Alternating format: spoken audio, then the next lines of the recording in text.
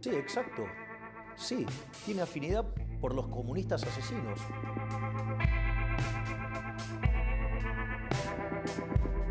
Tante coppie non hanno dei figli perché non vogliono, ma hanno due cani, due gatti. E sì, i cani e i gatti occupano il posto dei figli. Si fa ridere, capisco, ma è la realtà.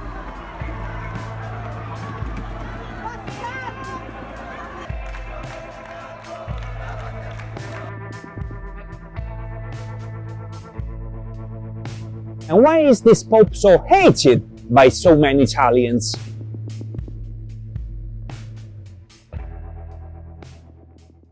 Buongiorno a tutti ragazzi, Luca here. Last week I published a video about the relationship between Italians and the Catholic Church. I leave the video in the description down below. It went very well, and in the following days I noticed many comments from foreigners, but especially Italians, with a great level of hatred toward this Pope, Pope Francis. The thing did not surprise me, but before explaining why, from the beautiful Church of Jesus, the official church of the Company of Jesus Religious Orders, the one Francis comes from, I ask you kindly to subscribe to the channel. It costs nothing to you, but for me it's such a great deal. Thank you.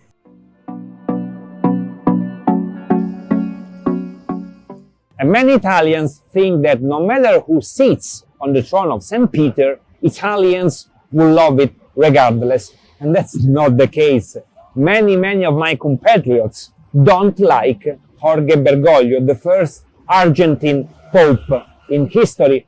But the peculiar thing is that criticism does not come from a single political party. It's from every direction, opposite direction. From people who hate each other but have in common that they don't like this Pope. But in order to understand what this Pope is criticized for and by whom, we have to retrace some important passages of Bergoglio's life. Not his entire biography, because that is for another video, but some important sketches that will help us understand the whole picture.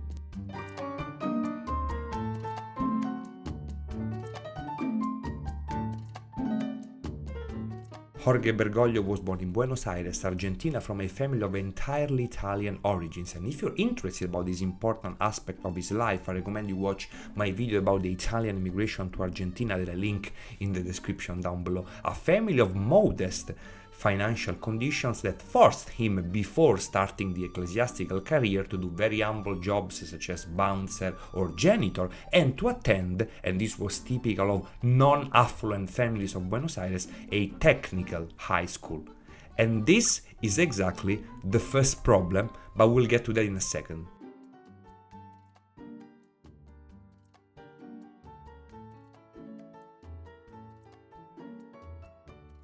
Once he found his vocation, Bergoglio started his training with the Jesuits. As required by the Society of Jesus, he graduated in theology, and he also had some teaching experience to young Argentine priests who started their journey in various Argentine colleges. Then he moved to Frankfurt, Germany, in order to obtain a PhD, but he never finished the studies, mostly because of disagreements with the Jesuit leadership that will mark most of his life. And in general, Bergoglio is a guy who has a lot of disagreements with political, religious, economic leaderships. This is the guy.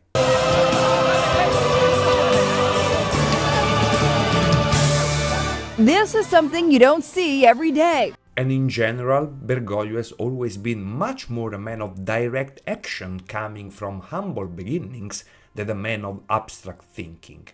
One who has always gotten his hands dirty, in first person, who always said exactly what he thought, no matter the consequences, who always went to the last and the poorest, even when this was not suited normally for a high-level ecclesiastic such as the Archbishop of Buenos Aires or even worse, the Pope. Indeed, for these actions considered inappropriate moves by many, and for his habit of going to the poorest neighborhoods of the Argentine capital, many called him the Slum Bishop.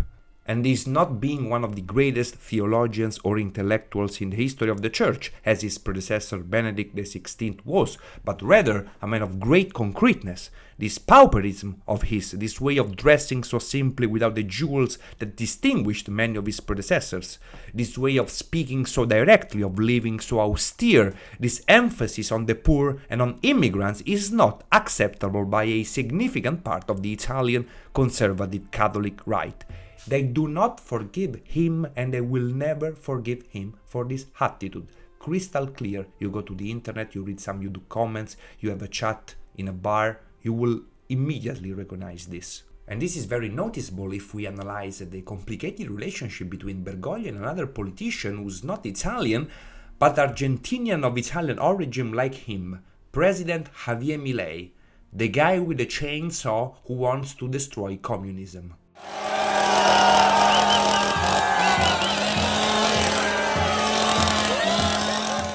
Bergoglio has always had a very complicated relationship with politicians in general, especially Argentine politicians such as Milei. During the presidential campaign, Javier literally called Jorge an imbecile communist. Then he backed down, and they also visited together the Vatican. There was an official visit because, for political opportunism. As Milei, you don't want to be the Argentine president who's the enemy of the Argentine Pope. It's not a good idea, but he clearly doesn't like the man. The Pope, the current Pope, is from Argentina. I would think he would support you. He has instead criticized you, and you've called him a communist. Un papa donde tiene fuerte injerencia política, ha demostrado además una gran afinidad con dictadores como Castro o como con Maduro. Pope, you believe the Pope has an affinity for Raúl Castro? Sí, exacto. Sí, tiene afinidad por los comunistas asesinos. Let's be honest, the feeling is mutual. Bergoglio, doesn't like Milei. He's too pro-American, too capitalistic in a wild way that the Pope cannot like him. And on the contrary, these qualities of Milei made him the absolute idol of the Italian right. We know he's a personal friend of our Prime Minister Giorgia Meloni. Few weeks ago, he was also invited to the very important annual conference of Meloni's political party, Fratelli d'Italia, but Pope Francis will never be one of them.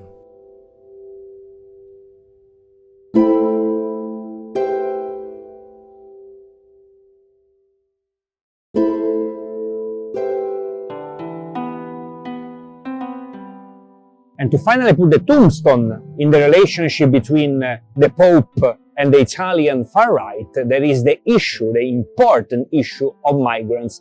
As many of you maybe know, for years Italy has been the object of an incredibly strong migratory phenomena from Northern Africa, with hundreds of thousands of people arriving on our shores every year, and unfortunately many of them dying on our beaches.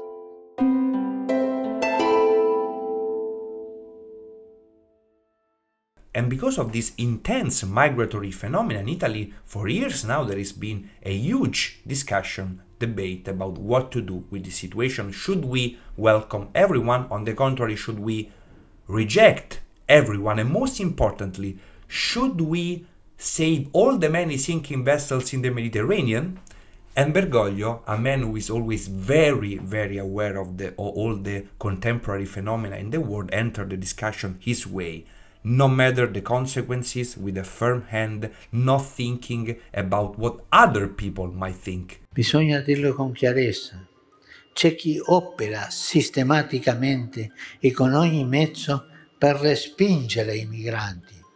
E questo, quanto è fatto con coscienza e responsabilità, è un peccato grave. And this point is crucial. You can perceive it just by looking at some comments on YouTube or Italian newspapers. The Italian right does not want immigrants, especially Muslim immigrants, and Bergoglio has been massacred for this. by the Italian right media. Many times I remember they called him the Muslim Pope. They don't forgive his excellent relationship with the Muslim world. And I remember in a provocative way, sometimes they said, okay, all these migrants that arrived on the Italian shores, why don't you bring them to the Vatican so we don't see them? If you have so many space and Vatican is so rich, why don't you bring them then? And I remember another time that the right went crazy. He took from the streets some communities of gypsies, of Romani people, and brought them to the Vatican. He gave them food and shelter, and Jesus, the people went crazy, far-right movements, they went absolutely nuts. Scortati, protetti dalla polizia, sono usciti in fretta e furia da un ingresso secondario alcuni membri della famiglia Rom, invitata dal Papa San Giovanni Laterano, che da più di... Okay, now I know what you're thinking. This Pope, very progressive, kind of an enemy of the far left. He talks about global warming, stopping any kind of wars, saving migrants. So it's gonna be the super idol of the Italian left, right? No, not at all, because while in certain things for sure Bergoglio is progressive, in others he tends to be very conservative, or at least ambiguous. An example is the important issue of the LGBT rights, that is a crucial issue for the Italian left. If a person is gay and seeks the Lord and has goodwill, who am I to judge? Pope Francis has expressed a nuanced position regarding homosexuality, on one side promoting acceptance and respect, while on the other side maintaining a very traditional approach, the one of the historic approach of the Catholic Church toward this issue. In 2013, at the beginning of his pontificate, he released statements which highlighted a more inclusive approach toward homosexual individuals. However, in 2024, very recently, I remember this very well, in a closed-door meeting, he expressed his warnings about the fact that there are too many potential gay priests in seminaries, and he said that with a very, very vulgar term in Italian that sparked an insane amount of controversies.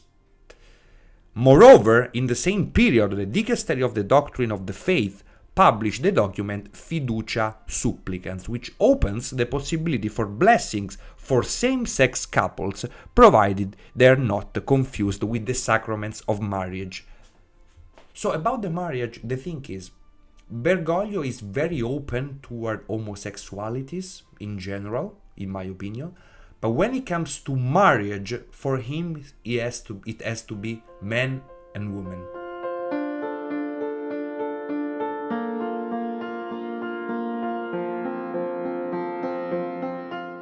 And this is because, according to Bergoglio, the marriage between a man and a woman is the only one who leads to the formation of the so-called traditional family. This is a concept highly criticized by the left and the progressive world. Basically, we're talking about the most common example of family with a man and a woman who later have kids.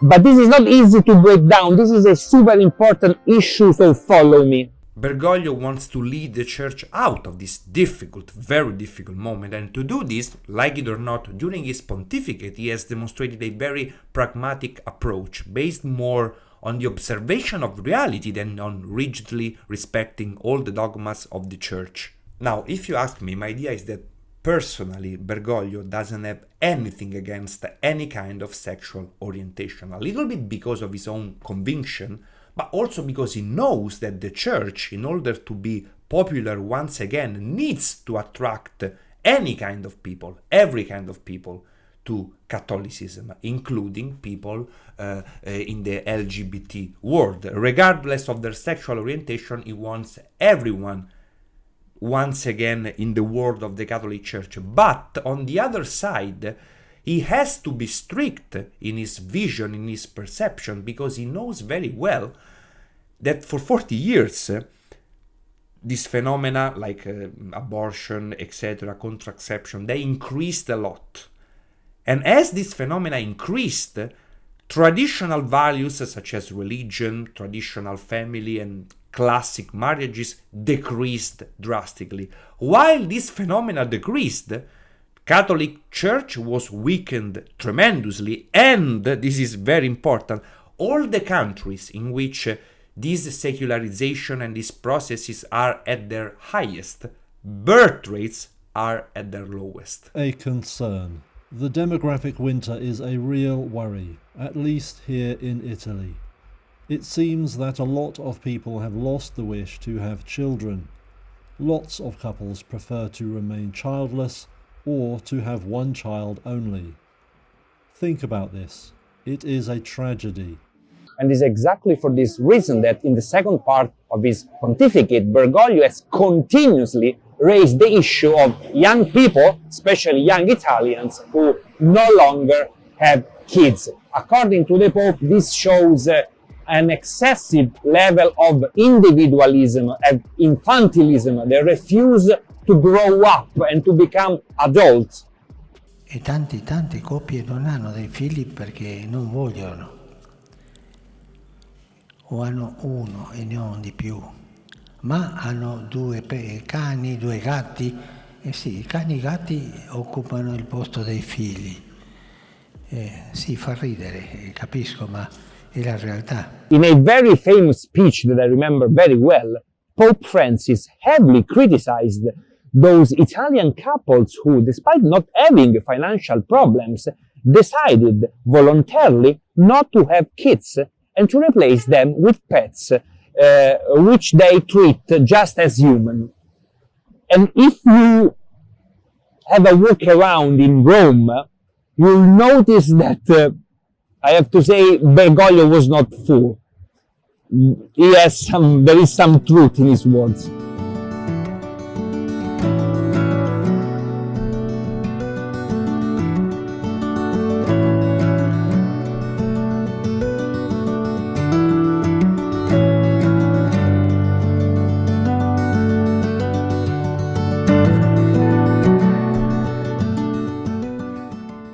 I remember an important episode last summer during the so-called Stati Generali della Natalità, which is an annual conference held by important Italian personalities in order to address the dramatic issue of low birth rates in Italy. The Pope was there, he intervened, and he mentioned his positions, his ideas that I said before.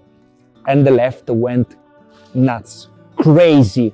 There were thousands of protesters outside of this building fighting against the police, riots, explosions, screaming against the Pope. It was a mess. I remember this very, very well. They did not want him to say that people need to have more kids and to encourage the traditional family. He was massacred for this by the left. But if both the far left and the far right hate Bergoglio, is there someone who really loves this Pope? Yes, of course.